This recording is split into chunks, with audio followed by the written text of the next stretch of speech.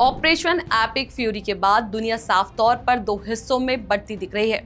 एक तरफ अमेरिका और इजराइल है, दूसरी तरफ ईरान है। रूस ने इसे हत्या कहा, चीन ने संप्रभुता के उल्लंघन की बात की, ईरान प्रतिरोध की थ्योरी सक्रिय है और पश्चिम एशिया अस्थिरता की तरफ बढ़ रहा है। लेकिन इस पूरी तस्वीर में एक सवाल बार बार उठ रहा है, भारत कहाँ खड़ा है? और उससे भी बड़ा सवाल, क्या भारत बदल गया? नमस्कार, मेरा नाम है चेष्टा नागर और आप देख रहे हैं द हिंदी टॉप। आज हम भावनाओं में नहीं बहेंगे, बल्कि पूरा नक्शा समझेंगे, इतिहास से लेकर आज तक। खामेनेई की मौत के बाद ईरान में सत्ता खाली नहीं छोड़ी गई। तुरंत एक अंतरिम लीडरशिप काउंसिल बनाई गई और अयतुल्ला अली रेजा अराफी को उसमें शामिल किया गया। इसका मतलब साफ है, ईरान दुनिया को दिखाना चाहता है कि उसका सिस्टम गिरा नहीं है। लेकिन असली लड़ाई अब सीमाओं के बाहर चल रही है। रूस ने इस हमले को हत्या कहा और पुतिन ने खुलकर अमेरिका इजराइल की आलोचना की।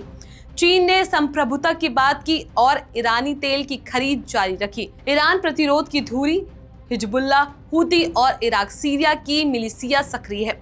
यानी ईरान अकेले नहीं, रूस खुलकर बयान दे रहा है। चीन कूटनीतिक ढाल बनकर खड़ा है। लेकिन भारत ने क्या किया?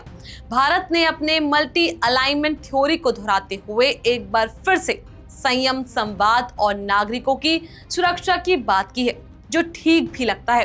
भारत के प्रधानमंत्री ने इजराइल के प्रधानमंत्री से बात की, यूएई के राष्ट्रपति से बात की। यहां तक तो ठीक था, लेकिन जैसे ही उन्होंने यूएई की सरजमी पर हुए हमले की निंदा की, वहां से खेल बदल गया। क्योंकि भारत ने भले ही यहां पर ईरान का नाम नहीं लिया, लेकिन यूएई पर हमला ईरान ने ही किया और उसकी निंदा करते ही आपने अप्रत्यक्ष रूप से सही पर एक पक्ष चुन लिया। जहां पीएम मोदी ने इजराइल और यूएई से बात की और अपनी चिंता रखी, वहीं उन्होंने ईरान के सर्वोच्च नेता की हत्या पर ना कोई सार्वजनिक संवेदना, ना कोई सीधा बयान, ना ही कोई संतुलित टिप्पणी की। और यहीं से बहस शुरू होती है, क्योंकि इतिहास बहुत दूर नहीं है। 2001 में जब अटल बिहारी वाजपेयी तेहरान की मजलिस में खड़े होकर वहां की संसद को संबोधित कर रहे थे, तो उन्होंने इसी बात पर जोर दिया कि भारत और ईरान के बीच संवाद कभी टूटा नहीं है। उन्होंने सभ्यताओं के संवाद की बात की, टकराव के खिलाफ की बात की और इस्लाम को भारत की सांस्कृतिक विरासत का हिस्सा बताया। वह सिर्फ एक भाषण नहीं था, वह भारत की नैतिक और सभ्यतागत स्थिति का बयान था।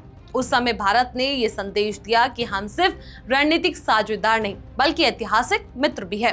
हालांकि 2026 आते आते तस्वीर बदल चुकी है। भारत रणनीतिक संतुलन की बात कर रहा है, जो कि समझ में आता है। लेकिन क्या विदेश नीति अपने पुराने साझेदारों का आहित होते देख पूरी तरह मौन रहने से चलती है? कांग्रेस नेता पवन खेड़ा ने भी यही सवाल उठाया और ट्वीट कर कहा कि खामेनेई की मौत के 24 घंटे बाद भी प्रधानमंत्री या भारत सरकार की ओर से ना श्रद्धांजलि आई, ना निंदा हुई। उन्होंने पूछा, कहां गया हिंदुस्तान का नैतिक नेतृत्व, कहां गए हमारे सभ्यता के मूल? उन्होंने ये भी कहा कि दुनिया अंधेरे में जा रही है और भारत रोशनी दे सकता था, लेकिन उसने नहीं दिया। पिछले 24 घंटे में बहुत कुछ हुआ। पूरी दुनिया एक तरह से हिल गई। ईरान में आयतुल्ला खामेनेई की इजराइल और अमेरिका के हाथों हत्या हो गई। 24 घंटे गुजर गए। हिंदुस्तान की सरकार, प्रधानमंत्री, विदेश मंत्री एक शब्द इजराइल और अमेरिका की निंदा में आपने नहीं सुना इनके मुंह से। भारत हमेशा एक मॉरल लीडरशिप देता था विश्व को। भारत की तरफ पूरा विश्व हमेशा देखता आया नैतिक नेतृत्व के लिए। वो मॉरल लीडरशिप, वो मॉरल कंपस अब हमारा खत्म हो गया। कुछ 2 दिन पहले नरेंद्र मोदी जी इजराइल की यात्रा पर थे, किसी को नहीं समझ में आया क्यों गए।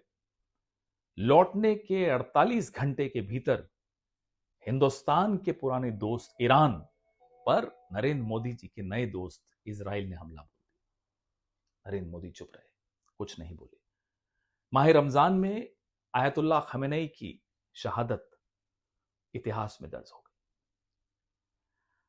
हर मजहब, हर धर्म शहादत पर, बलिदान पर, शहीदी पर, क्रूसिफिक्शन पर बहुत कुछ लिखता है, बहुत उसको ग्लोरीफाई करता है, और वो ग्लोरीफाई करने योग्य बात है। आप क्रिश्चियनिटी पर आइए। The crucifixion of Christ immortalize Christianity. प्रभु यीशु अगर सलीब पर नहीं चढ़ते तो ईसाई धर्म अमर नहीं होता जैसा हुआ। गुरु गोविंद सिंह 4 साहिबजादों की शहादत के बाद कहते हैं, इन पुत्रन के शीस पर वार दिए सुत 4 मुए तो क्या हुआ, जीवित कई हजार। हमारे कुछ शिया दोस्त बचपन से अपने घर में सुनते आए थे कि जिंदगी जियो तो अली की तरह और शहादत हो तो हुसैन की तरह। भगवान कृष्ण अर्जुन को कहते हैं, हे कौन्तेय, यदि तुम युद्ध में मारे जाओगे तो स्वर्ग को प्राप्त करोगे, यदि तुम युद्ध में मारे जाओगे तो स्वर्ग को प्राप्त करोगे, और यदि जीत जाओगे तो पृथ्वी का राज्य भोगोगे। जो शहादत हुई आयतुल्लाह खमेनी साहब की, वह तो इतिहास में जैसा मैंने कहा दर्ज होगी ही, लेकिन हमारी चुप्पी, हमारी कायरता, यह भी इतिहास में दर्ज होगी। जिल्लत एक बहुत बहुत पावरफुल इमोशन जिसको कहते हैं वो होती है। किसी शख्स को, किसी मुल्क को, किसी कौम को जब आप जलील करते हो तो उस जिल्लत के खिलाफ उस शख्स के, उस कौम के, उस मुल्क के मन में नफरत पैदा होती है, और उस नफरत के अंदर गुस्सा होता है। उस गुस्से में इतिहास में आने वाले जंग दर्ज होते हैं।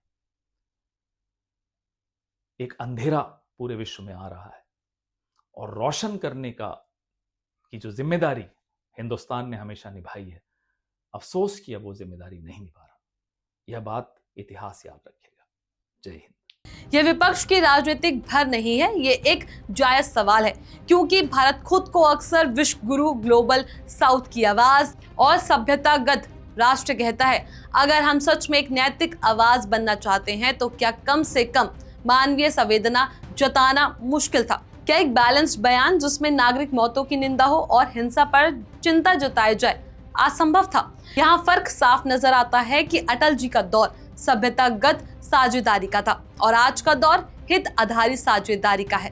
पर यहाँ पर हित किसका, ये सवाल अब आप पर छोड़ते हैं। पहले रिश्ते इमोशनल और ऐतिहासिक संदर्भ में बयां होते हैं, आज भाषा बहुत कैलकुलेटिव है। कौन नाराज होगा, कौन खुश होगा, मार्केट पर क्या असर होगा, भारत की रणनीतिक मजबूरियां वास्तविक है।